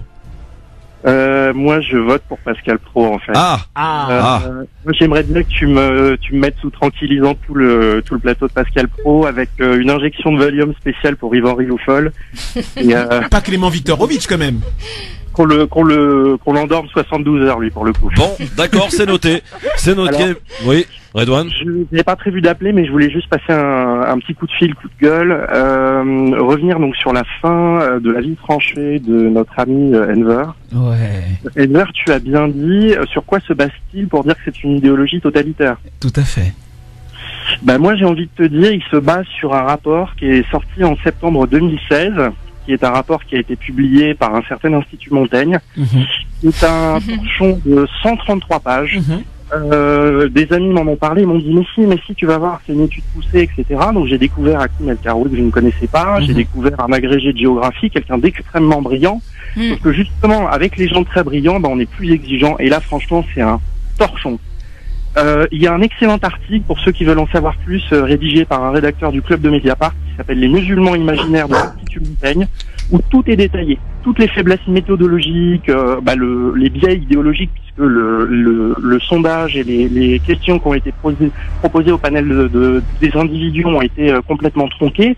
Et par exemple, quelque chose qui est complètement aberrant pour quelqu'un qui est censé avoir une formation en démographie, c'est d'avoir pu poser des questions sur, par exemple, sur la pratique religieuse. On voulait savoir quel était le degré de religiosité des gens, et plutôt que de poser des questions sur combien de fois ils font la prière, est-ce qu'ils vont à la mosquée, est-ce qu'ils font le ramadan, les questions c'est est-ce que vous considérez que les enfants devraient avoir la possibilité de manger halal à l'école, est-ce que vous considérez qu'il est normal que la polygamie soit interdite en France, est-ce que vous êtes personnellement favorable au port du voile? C'est avec ces questions-là qu'on a déterminé le degré de religiosité des gens. Et justement, on a mis en face, on a extériorisé quelque chose qui est finalement de l'ordre de m'apparent intérieur et qui n'est pas très important pour exprimer la foi. Et ça donne quoi comme résultat? Ça donne Yvan Rioufol la semaine dernière sur CNews qui dit publiquement 50% des jeunes de banlieue pourraient potentiellement adhérer aux théories de Daesh. Ce n'est pas moi qui le dis, c'est le rapport de l'Institut Montaigne. Et en face, Pascal Praud qui dit ah oui, totalement. Merci Redouane. Merci Redouane. Alors donc je trouve que c'est un point vraiment bien apporté et merci Redouane. Et là où je précise, c'est qu'Yvan Rioufol n'a définitivement pas eu besoin de ce rapport pour avoir les propos qu'il a eu. Et ça, je peux te le garantir. Alors, qui va revenir face à Julien Drey ou Pascal Praud, parce qu'on ne sait pas qui a été désigné vainqueur aujourd'hui, à qui on va adresser une ordonnance? Eh bien, c'est monsieur Julien Drey qui reviendra demain, et je peux même vous annoncer qu'il sera face à Yvan Rioufol. Alors là, demain, ça va être très dur. Ça va être dur. Ça va être très très dur. Yvan Rioufol face à Pascal Praud demain, face à Julien Drey, pardon. Voilà, c'était donc le déradicalisation les médias, et chaque jour, on va essayer de délivrer une ordonnance parce que, messieurs, dames, on n'a envie que d'une chose, la paix. Que l'on retrouve la paix, la sérénité et le vivre ensemble. Parce que nous, c'est ce que nous aspirons et c'est notre combat au quotidien pour retrouver la paix. Alors, rendez-vous demain, évidemment, pour le DLM, déradicalisons les médias. Merci, docteur. Merci à vous, docteur, au pluriel. Et doctoresse aussi. Alors, je voulais vous parler de Donald Trump, le président américain, qui a affirmé dans une interview ce dimanche, un quotidien israélien, ne pas être sûr que Israël veuille conclure un accord de paix avec les Palestiniens. Donald Trump, vous vous en souvenez, avait dans le passé, à plusieurs reprises, avait dénoncé le manque de volonté des Palestiniens, donc de négocier sans critiquer Israël. S'exprimant dans le quotidien gratuit Israelium, Donald Trump a précisé que les relations israélo-américaines étaient très bonnes, mais qu'un accord de paix avec les Palestiniens les rendrait encore meilleurs. Pour le moment, je dis que les Palestiniens ne cherchent pas à faire la paix. Je suis pas non plus sûr, dit-il, qu'Israël cherche à faire la paix, a affirmé donc le président Donald Trump au quotidien de droite, quotidien israélien. Il a également exprimé ses inquiétudes sur l'expansion des colonies israéliennes, bien que l'administration américaine soit beaucoup moins critique sur la colonisation, celle qui dirige, que celle de son prédécesseur, par exemple Barack Obama. Implantation civile israélienne dans les territoires israéliens qu'occupe donc Israël. Les colonies sont considérées, je rappelle, comme illégales par l'ONU. Ce serait très bête de ne pas parvenir à un accord, dit-il. L'ambassadeur américain en Israël, David Friedman, proche de Donald Trump, a financé dans le passé justement des colonies israéliennes, des colonies qui compliquent beaucoup la situation et qui ont rendu difficile toute discussion sur la paix. Donc je pense que Israël doit être très prudent sur les colonies, a dit Donald Trump. Dès le début de sa présidence, donc Trump avait annoncé il y en a un qui il défonce la porte là, il faut aller tout de suite le calmer direct, sinon ça va donc un accord final qui résoudrait ce conflit, en l'occurrence vieux de plusieurs décennies. En tout cas, on se demande si la tenue de négociation est envisageable pour ce retour de yo-yo, ce joueur de yo-yo qu'est Donald Trump. Est-ce qu'on y comprend quelque chose entre le fait d'un coup de féliciter un petit peu les Israéliens, d'en mettre une couche de critique concernant les Palestiniens? On comprend plus grand-chose à la politique de Donald Trump, Anan. Tout à fait, mais en même temps, il est toujours dans la même position, assez provocateur. Concernant, il met par contre lors de cette interview en avant le fait des complications dues à l'expansion des colonies. Donc, effectivement, on peut dire que Israël ne veut pas la paix et ne fait rien pour, étant donné qu'il y a à peine encore quelques jours, on apprenait une extension de nouvelles colonies. On a Monsieur Mamie qui est arrivé, donc peut-être qu'il pourra nous en dire plus là-dessus. Oui, on n'aura peut-être pas forcément le temps. Ah, c'est lui qui défonce la porte, c'est Monsieur Tarek Mamie, d'accord. Très bien. C'est bon à savoir. Voilà. Ah d'accord. Ok, c'est tout le monde. Très bien. Alors en tout cas, il dit, je ne sais pas si on va avoir même des pourparlers de paix. Je pense qu'il serait très bête pour les Palestiniens comme pour les Israéliens de ne pas y parvenir à un accord, a-t-il affirmé, ajoutant qu'il s'agit d'une opportunité unique qui ne se représentera pas de sitôt, dit-il. Donc le président américain, qui vous le savez, avait ravivé la querelle donc sur Jérusalem le 6 décembre en annonçait donc la ville comme étant la capitale d'Israël, vous en souvenez, le 6 décembre dernier, avec la position de la majorité de l'ONU qui considère, dit-il, que le statut final de la ville doit être établi lors de négociations pour les Palestiniens. Cette décision a achevé de discréditer les États-Unis dans le rôle de médiateur d'efforts de paix, et leur président Abbas a gelé tous les contacts, on s'en souvient évidemment. Enver, ta position là-dessus? On a Monsieur Mabi qui est là. Monsieur Mami, le défenseur de porte. Oui, exact, faut bien. Non mais c'est bien, vous défoncez votre propre radio, c'est bien, hein, écoutez. Bonjour déjà Monsieur Mami. Bonjour, comme dit l'autre, c'est moi qui casque, c'est moi qui repars. Voilà, c'est ça. Bonjour à toutes, bonjour à tous.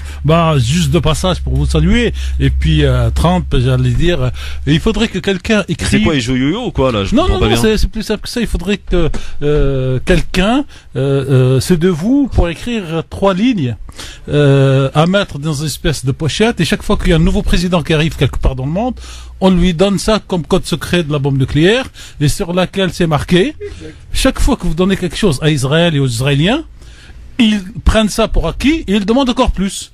Et donc vous tombez dans le piège. Donc avant de donner, assurez-vous que ce que vous donnez est bon. Donc voilà, tout simplement. Très bien. Un petit mot rapide sur ce sondage qui est paru hier. Avec l'islam, est-il compatible avec les valeurs emblématiques de la société française? Pour 56% des Français, la réponse est oui. Par rapport à 2016, la tendance semble donc s'inverser. C'est un sondage IFOP donc qui a été fait pour le journal du dimanche.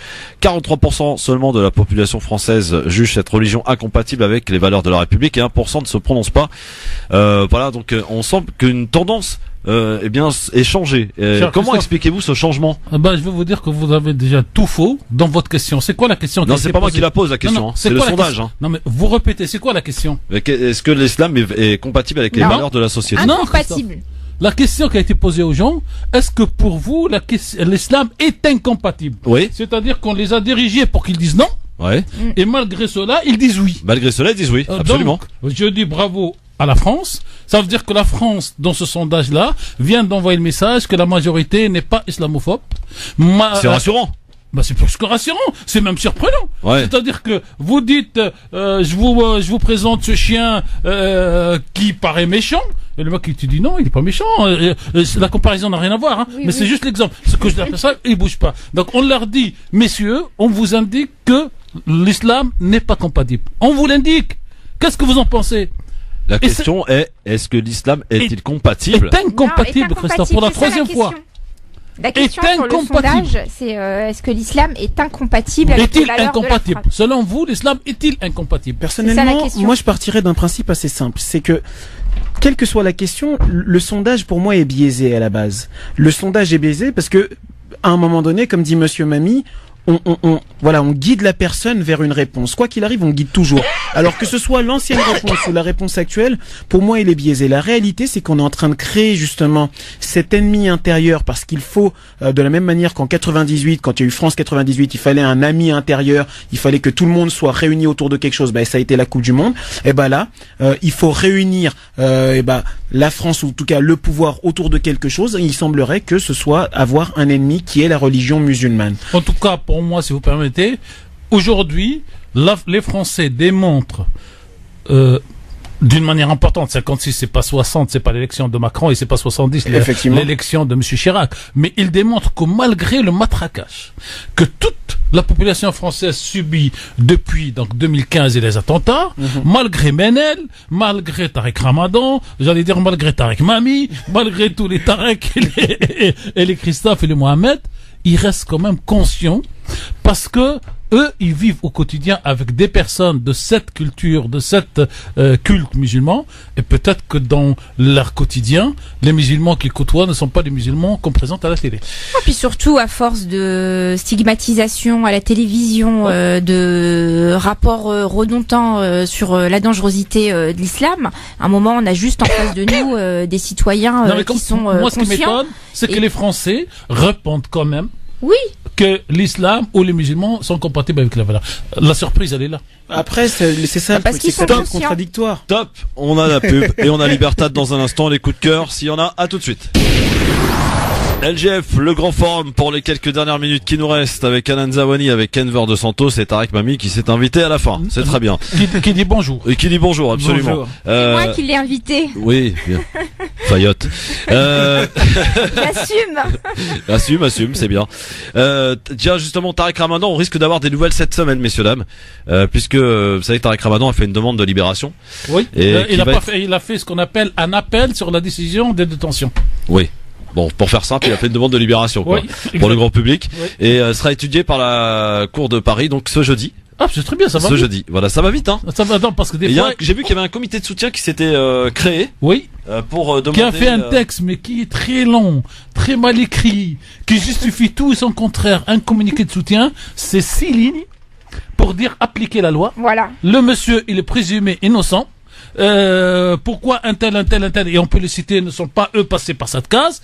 Donc, au vu de ces conditions, soutenez. Et puis, l'autre chose que je dis depuis le premier jour, moi, je trouve qu'il y a une erreur de communication dans le dossier de Tarek Ramadan. Aujourd'hui, on gagne les batailles aux tribunaux, à la fois sur le plan judiciaire par des bons avocats, et il a un bon avocat, et à la fois et surtout dans le plan médiatique. Sur la et il aurait besoin dans la communication, parce qu'on gagne dans la communication, on ne gagne pas dans les tribunaux. Les tribunaux, c'est après. Et je m'arrête là. Très bien. Allez, c'est parti pour Libertad, parce que nos auditeurs nous attendent. 01 40 33 9000.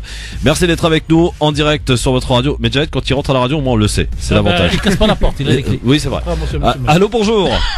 Salut, c'est Youssef de Drancy. Allô, quel est ton prénom? Youssef de Drancy. Oui, qu'est-ce qui se passe, Youssef?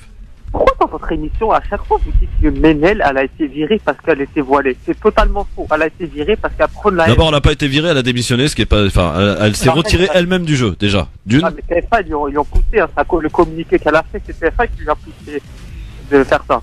Donc tu sais des choses qu'on ne sait pas. Bah, peut-être. Oui. Peut-être. Ils ont dit, TPMP l'ont dit, en fait. Si TPMP l'a dit, alors? Ah oui, c'est vrai que, alors, tiens, justement, puisque tu en parles, j'ai lu un article dans Challenge qui dit que grâce à Ménel, TPMP est arrivé en tête devant Quotidien toute la semaine dernière. Donc merci Ménel, hein, quand on relaie la fachosphère, bah, visiblement ça marche. Merci Youssef, à bientôt. 01 40 33 9000, c'est vrai que d'habitude, Quotidien sont devant, mais là. TPMP, le CSA devrait franchement s'y pencher parce que toute la semaine, c'était juste horrible. Entre un Benjamin Castadi qui dit qu'elle est trop terroriste, c'est grave. Pro-islamiste. C'est pas le CSA. C'est qui alors? C'est les téléspectateurs qui regardent et c'est les auditeurs. Monter à 23 000, à 25 000 saisines et de contestations comme on a fait quand il y a eu l'histoire de l'homosexualité, je sais pas quoi. Exactement. Et vous verrez que le CSA le lendemain matin à 7h se réunit. Ouais, bien sûr, on est d'accord, mais voilà.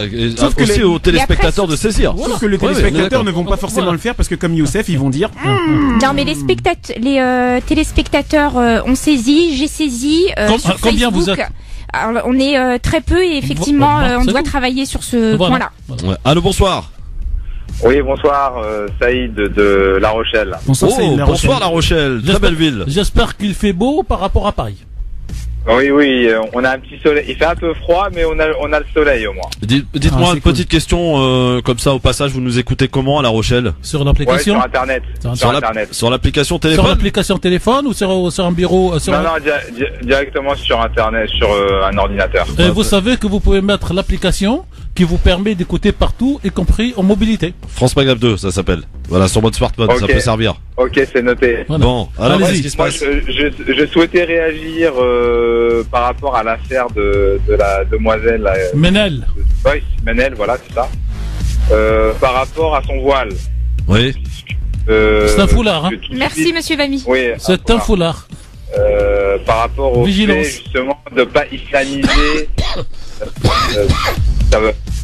Aujourd'hui, c'est un accessoire de mode également, hein, donc je vois pas pourquoi on évoquerait ce sujet comme étant islamique systématiquement. En plus, elle l'a dit, hein, elle a dit que c'était pas forcément par rapport à la religion, c'est un style qu'elle a et qu'elle envisage pas de l'enlever. C'est son style à elle, donc, voilà. C'est un turban. Donc en fait, ce qui serait, en fait, justement, faudrait souligner plutôt ce point-là, puisque dans les médias, tout de suite, on parle de femmes voilées, voilà, on repart encore sur l'islam, alors que ça n'a rien à voir. N'a strictement rien à voir. Bon, merci en tout cas pour votre avis. Et une toute petite louche d'hypocrisie. Quand la mère du soldat Ben Ziaten va à l'Élysée et monte dans l'avion du président avec son foulard ou son voile, personne n'ose arriver pour l'arracher. Ouais, mais n'oublions pas, monsieur Mamie, qu'elle a été huée à l'Assemblée nationale. Oui, mais c'est pas grave. C'est qui est honteux par les députés. Non, mais je suis d'accord. Mais elle monte dans l'avion, elle est même proposée, on ne rentrera pas dans le débat pour le prix Nobel de la paix, mais celle-là, quand elle rentre à côté du président, personne n'ose aujourd'hui le faire. Ça veut dire qu'il y a un travail de sabre dans le deux sens, il y a un travail d'acceptation, il y a un travail de fachosphère qui aujourd'hui est en train de gagner les batailles jusqu'au retournement, Inch'Allah. Bon, merci beaucoup Tarek pour ce court moment, vous revenez vendredi. Inch'Allah. Et demain donc dans le DLM, on affrontera donc Yvan Rioufol à Julien Drey qui a gagné aujourd'hui. Donc selon vous, Julien Drey à qui on doit prescrire une belle ordonnance pour 24 heures, le mettre au moins en quarantaine, et on en reparle évidemment demain. On se penche à nouveau sur votre cas et vous avez la possibilité, mesdames, messieurs, de voter aussi pour savoir qui sera peut-être le grand gagnant de la semaine de l'ordonnance la plus importante à délivrer en urgence pour déradicaliser en l'occurrence. C'est vraiment humoristique, faut le prendre évidemment avec beaucoup de recul, parce que Tarek Mami, on en a marre des faiseurs de haine, on en a marre de tout ça, et on a envie de tourner ça un peu en dérision, parce que se pas faire passer pour des victimes, ça va 5 minutes quoi. Bon, merci Anan. Merci à toi, Christophe. Merci Enver. Merci Monsieur Mamie. Merci à tous les intervenants, dont Redouane. Merci beaucoup, Redouane. Merci à tous et bonne soirée. Les uns les autres. Ah oui, absolument, absolument, mon cher. D'autant plus que c'est la Saint-Valentin. T'as préparé quelque chose, Enver? Bien sûr, j'ai préparé quelque chose. Ouais, t'as ta Valentine? Oui, ma télé. D'accord. Et pas bonne télé. Merci beaucoup. Je te poserai pas la question, Alan. Et 18h, non, quand même, ça se fait pas. 18h01, dans un instant, Medjed sur France Maghreb 2, jusque 20h, évidemment, pour l'heure, le rappel des titres d'actualité. Marine Garel, bonsoir Marine. Bonsoir à tous. Compte caché à l'étranger, montage sophistiqué et mensonge. Condamné à 3 ans de prison ferme pour fraude fiscale et blanchiment en 2016. L'ex-ministre du budget, Jérôme Cahuzac, est jugé en appel à Paris depuis ce midi. Il avait donc été condamné à 3 ans de prison ferme, le plus retentissant scandale du précédent quinquennat. Le tribunal de grande instance de Paris a débouté le syndicat des avocats de France. Il avait assigné la ministre de la Justice pour faute lourde, dénonçant les box vitrées présents dans plusieurs tribunaux. Le tribunal estime qu'il n'a pas été démontré que les box sécurisées n'avaient pas permis de juger correctement. La mort d'une femme sans abri à Paris, en plein cœur du 9e arrondissement. Ce sont les pompiers qui ont appelé le SAMU, mais elle n'a pas pu être ranimée. Elle avait 52 ans. Laura Smet a demandé à ses avocats de mener toutes les actions de droit pour contester les dispositions testamentaires de son père, Johnny Hallyday, qui confierait l'ensemble de son patrimoine et l'ensemble de ses droits d'artiste exclusivement à sa seule épouse Laetitia. David Hallyday, le frère de Laura Smet, sera co-demandeur dans cette procédure. La station Saint-Michel-Notre-Dame du RERC, fermée au moins jusqu'à la fin du mois, après la crue de la Seine. L'eau s'est infiltrée dans le plafond de la gare, il faut donc faire de nouveaux travaux. Et par ailleurs, 14 trains par jour supprimés jusqu'à jeudi sur la ligne Paris-Caen-Cherbourg. Des trains qui sont en réparation après les dégâts liés à la neige et à la glace de la semaine dernière. Un mot de sport et la joie de Martin Fourcade à Pyeongchang, médaillé d'or sur la poursuite. Le biathlète qui tient sa revanche après le sprint d'hier. 3e médaille d'or olympique de sa carrière. Martin Fourcade a rejoint Jean-Claude Killy, sportif français le plus titré de l'histoire des JO d'hiver. France Maghreb 2, service, info, musique, divertissement. France Maghreb 2. France Maghreb. Du pain au chocolat déjà, j'ai un petit peu faim. Ouais, c'est vrai, t'as raison. Ouais, ça peut être une bonne idée. Voilà, nous préparer le thé, le café. Bah ouais, allez, voilà, allez, c'est bon, c'est acté, pour moi en tout cas. C'est parti messieurs dames pour votre LGF, pour jusque 18h, nous appelez évidemment 01 40 33 9000 pour cette question du jour que l'on vous pose, puisqu'on a entreaperçu un petit peu ce qu'entrevoit de faire Emmanuel Macron concernant l'islam, plutôt l'organisation des instances de l'islam de France, comme certains aiment l'appeler, et même si c'est pas tout à fait très clair, hier, on entrevoit quand même qu'il envisage de faire des choses concrètes, notamment se séparer de l'influence étrangère, de parler aussi de la gestion des lieux de culte et de plein d'autres choses. Donc voilà, en tout cas, il a annoncé donc dans une interview au JDD hier qu'il donnerait son orientation après concertation. D'ailleurs, des concertations qui ont démarré en coulisses, sans que ça se sache, du côté de la place Beauvau notamment. On reçoit quelques personnalités qui viennent un petit peu donner leur vision, et le gouvernement, enfin, le président et le Premier ministre donneront les résultats de leur consultation, de leur réflexion à l'issue du premier trimestre de 2018. Visiblement, c'est ce qu'on entrevoit. Alors, est-ce que vous faites confiance à Emmanuel Macron pour essayer de réorganiser tout cela? Pour l'instant, on peut dire que vous êtes majoritairement opposé. Enfin, vous ne lui faites pas confiance à Emmanuel Macron sur Facebook, 75% de non, 78% sur Twitter, et vous pouvez évidemment nous appeler pour nous donner un petit peu votre vision. Est-ce que Emmanuel Macron sera le président qui va mettre un petit peu d'ordre dans tout cela après les différents échecs cuisants quand même, On pense au CFCM lancé par Sarkozy en 2003. CFCM n'a jamais réussi à s'imposer. Et plein d'autres également initiatives, mais pour l'heure qui restent des échecs, on peut le dire. Voilà. Donc vos avis nous intéressent. Est-ce que Macron va essayer d'organiser tout cela selon vous? Vous répondez à cette question, même si on connaît un peu ta réponse, Anan, et tu nous la livreras plus en détail tout à l'heure lors de ton avis tranché. C'est non pour toi. C'est non pour moi. Alors juste pour revenir effectivement à cette interview qui a été publiée hier par le JDD, ça fait quand même un certain nombre de mois qu'on attend sa position et son discours sur la laïcité. Il était resté discret d'ailleurs jusqu'alors. Voilà, donc vraiment très discret, donc ça lui a été reproché. Donc il continue à être prudent. Donc avant de prendre des décisions, en tout cas sur la laïcité, la stratégie c'est de se dire aujourd'hui on a à réorganiser effectivement le culte musulman. Comme tu le dis, le CFCM n'y est pas arrivé. Ils sont plus occupés à leur guerre intestine qu'à organiser réellement ce culte. Donc sur le principe en fait d'avoir un président qui dit stop parce que ça fait des années qu'on n'arrive à rien, que le CFCM, donc bien que ce soit une institution qui a été décidée par le gouvernement, par le président Sarkozy, aujourd'hui ils n'ont pas de légitimité aux yeux de la communauté musulmane de France. Ouais. Donc sur le principe, pourquoi pas qu'il y ait enfin quelqu'un qui tape du poing sur la table.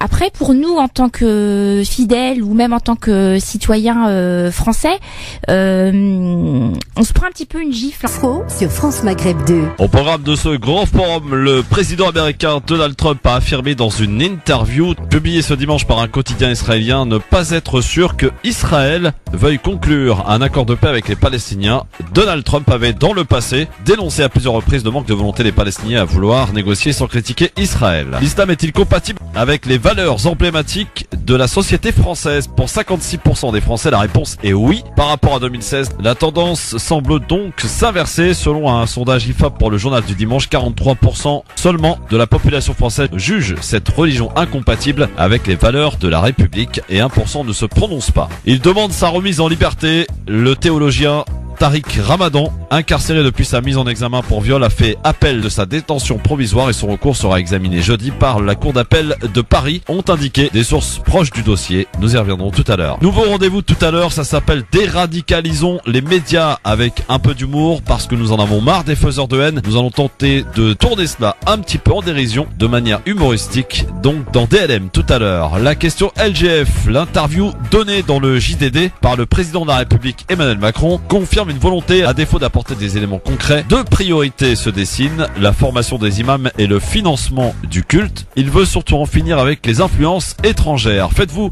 confiance au président de la République Emmanuel Macron pour réformer en profondeur les instances, oui ou non?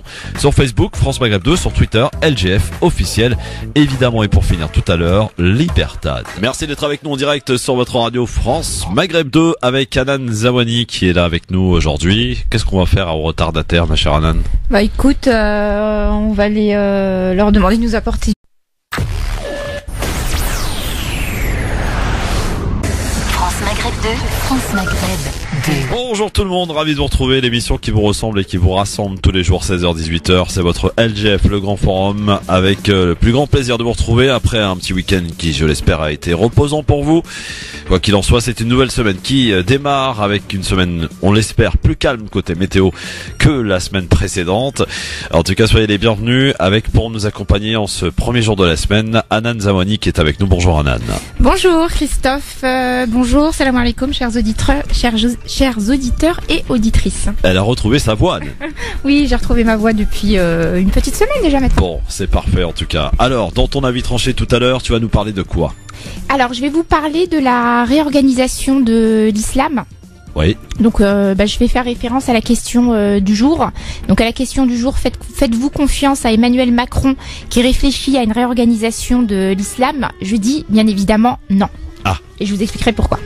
Tu orientes un peu les réponses alors. Alors, je donne mon avis. Tu donnes ton avis. Voilà. Effectivement. Je donne mon avis tranché. Tranché et tranchant comme d'habitude. Le coup de cœur, Anan. Alors mon coup de cœur, je vais vous parler de Monsieur Andros, donc on se laisse la surprise pour la fin de l'émission. Très bien. On découvrira le programme de notre ami Enver de Santos dans quelques instants puisqu'il est légèrement en retard, voilà, pour ne pas le dénoncer, ça arrive. Et il arrive, il est là, tout près là, vraiment. Il est on le sent. Oui, absolument, il est là. Jusque 18h, donc c'est parti sur France Maghreb 2, soyez les bienvenus, mesdames, mesdemoiselles, messieurs, 01 40 33 9000, retenez bien ce numéro de téléphone qui va vous servir à tout moment, à tout instant dans cette émission pour intervenir, évidemment. Voici le programme pour ce lundi. Le grand forum avec Christophe. En fait, voilà, on se dit, bah mince, ils y sont pas arrivés. Alors ça met pas en cause notre responsabilité, mais nous en tant que citoyens et fidèles, moi cette annonce en fait, ça m'a fait l'effet d'une humiliation. Voilà, de me dire mais le culte musulman, c'est quelque chose normalement qui doit être indépendant des affaires de l'État. Et là, parce qu'on n'y est pas arrivé, en tout cas, enfin pas parce qu'on n'y est pas arrivé, parce que le CFCM qui devait organiser cela n'y est pas arrivé. Du coup, bah on a un président de la République qui va mettre la main dans le cambouis, quoi. C'est un peu humiliant, je trouve. En tout cas, ce que Macron veut faire pour l'islam, c'est le titre qui fait la une du journal du dimanche. Le président de la République donc fait part de ses réflexions sur l'organisation du culte dans le pays. Il explique que son objectif est de retrouver ce qui est le cœur de la laïcité, la possibilité de pouvoir croire comme de ne pas croire, et ce afin de préserver la cohésion nationale et la possibilité d'avoir des consciences libres, et d'ajouter « Je ferai des propositions concrètes lorsque le travail de réflexion sera abouti ». En attendant, les réactions n'ont pas tardé. D'abord Marine Le Pen, hier matin sur Europe 1, pour la présidente du Front National, le chef de l'État ouvre des portes et ne les referme jamais, c'est ce qu'elle a dit. Je suggère l'arrêt total du financement étranger des mosquées. Comment ? Total. On arrête. C'est interdit. Un pays étranger n'a pas le droit de financer une mosquée en France. Voilà, c'est très clair. Un coup c'est le Maroc, un coup c'est l'Algérie, un coup c'est l'Arabie Saoudite, et j'en passe des meilleurs. D'ailleurs, il n'y a pas que les mosquées, il y a aussi les imams qu'ils envoient. Ça n'est évidemment pas possible. Voilà pour Marine Le Pen, Anan.